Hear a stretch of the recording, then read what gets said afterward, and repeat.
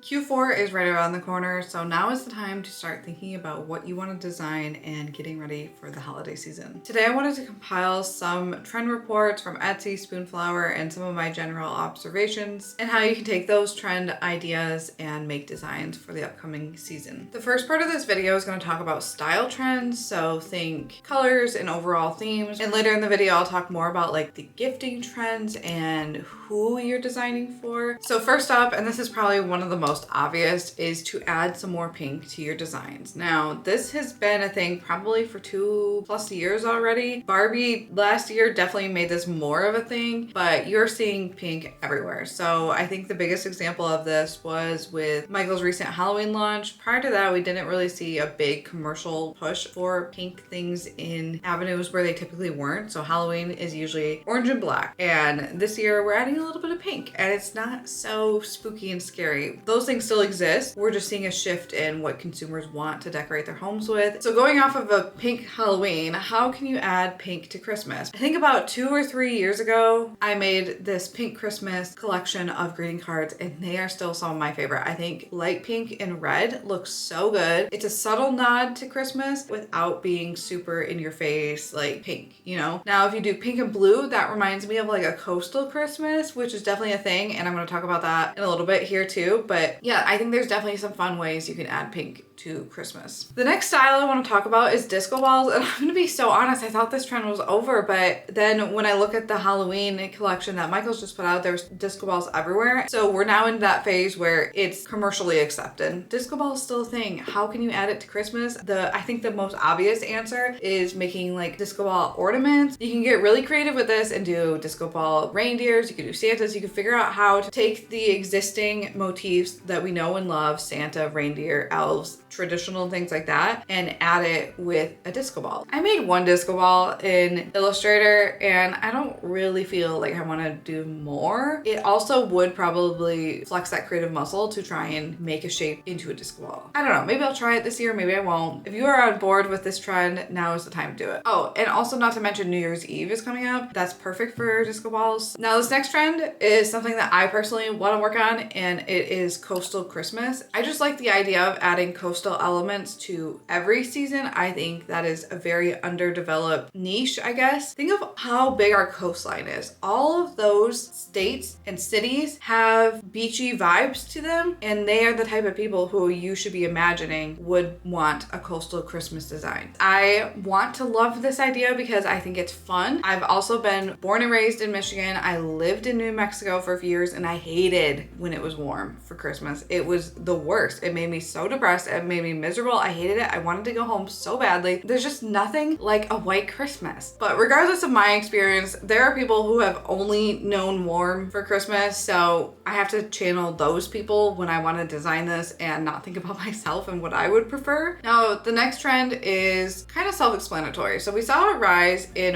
Western themes and cowboy and everything like that. So I definitely think a cowboy Christmas would be good for this year. I don't know if it's gonna be like a long-lasting thing, but Western and Southern cowboy Christmas themes could probably do well this year. The preppy aesthetic is alive and well. I'd recommend going on Spoonflower or Etsy, just looking up, actually probably not Etsy. I recommend looking on Spoonflower or Pinterest and looking up preppy and maybe like preppy bedroom, preppy wallpaper, preppy decor, just to learn a little bit more about what preppy looks like in 2024. Last year we did have bows, but bows was like the start of the prep. Incorporate bows into Christmas this year. That's pretty easy because you have bows on presents, bows that can be added to ornaments, you have bows you can add pretty much everywhere in Christmas things. One thing I've noticed is that whenever there is a huge surge in something bright and colorful, there's also a surge in the opposite. So now that we're seeing a big rise in color, which we have been for the last few years, there's also a rise in the natural wood earth tones. And I love that personally. I may have a pink and orange office, but I love, love, love earth tones, warm tones for everything else in my house. I want everything to be comforting and calming And that's what those colors do for me. Etsy is suggesting dried fruit ornaments and garlands, and the way I would do that if I were designing were to be maybe making a Christmas wreath with oranges and berries instead of just like greenery. I think that could be really pretty, and I definitely want to have that in real life. Another way to get ideas is to look up Christmas tree trends. Obviously, most people get a Christmas tree and they're decorating, and what you decorate your tree with kind of ties in with what you're decorating everywhere else, or at least for the most part it does, I feel like. This article from PR Newswire said that in 2023 they saw a rise in velvet ornaments, and I can definitely attest to that. I know a lot of people who have velvet ornaments now, and I definitely see that still being a thing this year because just something about this softness to it just adds a little bit of warmth, and I could see that being a thing. How could you translate that into your actual digital designs? I don't know. Some of these trends are harder to make designs for than others, and I think velvet ornaments can just tell you about the person and not necessarily like, let me draw a velvet ornament. Some trends that they think they will see this year on Christmas trees is more natural elements like pine cones, dried flowers, and wooden ornaments, and I could definitely see that. I mean, pine cones have been a thing, at least from where I'm from. Pine cones are pretty normal. They're all over Hobby Lobby, so I could definitely see that being a thing. So again, take the idea like the bow, you just draw a Christmas tree, and instead of adding ornaments, add cranberries, add maybe this is where you add your oranges, maybe this is where you add your pine cones, and now you have a Christmas tree design that is more suited for the people who want that type of Christmas tree in real life. According to fancyblooms.net, here are some decor trends to look out for this year. The first thing they mentioned is Christmas tree alternatives, and I guess I've noticed this, but I haven't really like thought about it, I guess. But there are so many different types of Christmas trees out there, and one thing they did mention is more of the alpine downturn trees, and that is definitely a thing. That is all over Hobby Lobby. Every year me and my mom get another one to add to our collection, and it's just so cute. They're also mentioning paper decor being on the rise, and if you're someone who knows how to design 3D paper designs, then definitely go for this. I don't know how to do that, so I will not be opting into this trend, but there are really cool like 3D paper ornaments you can make, or mantle decor. They're not the first ones to mention this, but apparently there's a rise for candy decor, and I'm not really for this trend, but I can see that there are people who would be. So think like lollipops and gumdrops. What are they called? Yeah, gumdrops, colorful things. I don't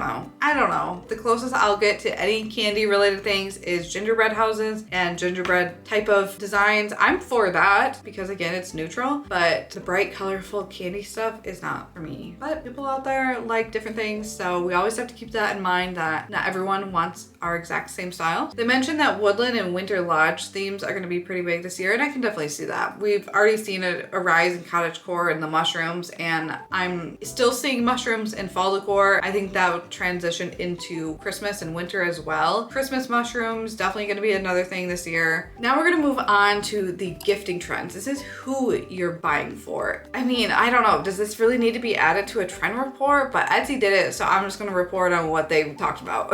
I'm going to start off with one of my favorites, and that is book club gifts. Now, I'm personally not in a book club, but I love the idea that if you are in a book club, you would get everyone a gift. That would be so fun. I need to have a book club in real life, but I don't know anyone around me who's reading besides my family. I feel like it's gaining more popularity every single year because more and more people are reading and finding books they love and talking about them. But I will say there are a lot of like sub niches within the whole group of reading, and unless you really understand it, sometimes they don't really make sense. So I would really only design for the things you know. Just in romance, there's so many tropes, there's so many things that people talk about, and then fantasy is, oh my gosh, there's so much to like know about fantasy. So yeah, I would just be a little bit conscious of that, making sure you understand what and who you're designing for. I mean, that could be said about anything. This is not just like for reading in particular, but just overall in general. It's always good to know who it is you're actually designing for. There are so many things you could make for reading in general. You could make general book club gifts like blank book club, romance book club, enemies to lovers book club. You could make either printable like standard bookmarks that someone would print off and cut out, or a design that's ready to go as a magnetic bookmark. So it'd be one that would fold over as a magnet and the design would be repeated twice. I think you know what I'm talking about, but it would be nice to see those designs made already so the user doesn't have to go through and make the magnetic bookmark. So that's an idea. There's also things like library signs, reading printable trackers. If reading is not one of your hobbies, I would encourage you to think about what are your hobbies and how could you design for that? It doesn't even have to be tied to Christmas. There's always going to be someone else out there who likes the same thing as you. Another idea is to have occupational designs. These are always good to have on hand because when someone's looking for a very specific thing, there's going to be a lot less competition. An esthetician or a hairdresser is going to have a lot less designs than teacher gift. A lot of people make teacher designs, but do you make those other occupations that are sometimes underrepresented? Those can sometimes be people's best sellers because there's a lot less competition to choose from. Now, granted, there's probably also a lot less people searching for those things, but still, it's always good to keep in mind that when we go into the holiday seasons, people are looking for gifts for acquaintances or coworkers, and sometimes all you know is their occupation. Etsy also says people are buying roommate gifts, but wouldn't that just be a friend? I'm gonna assume if you're buying your roommate a gift, you're friends with them, so I don't really know what you would be buying your roommate that would be different than buying something for your friend. So I don't really have anything to say there, but yeah, just think about all the people in your life that you might be buying for and what designs would you want to see on products for them, and I think that can kind of help you. I think that about wraps this video up. If there's any other trends that you've been noticing that I haven't mentioned, please leave them in the comments. I know this is not going to be a full representation of what we're going to see this year, but I hope it at least gives you a little bit of a starting point and inspires you to make some different Christmas designs this year that maybe feel a little bit more fun and fresh, that aren't the same old thing that you're getting bored of doing. So I hope this video helped. I hope you have a great rest of your day. I will see you next time. Bye.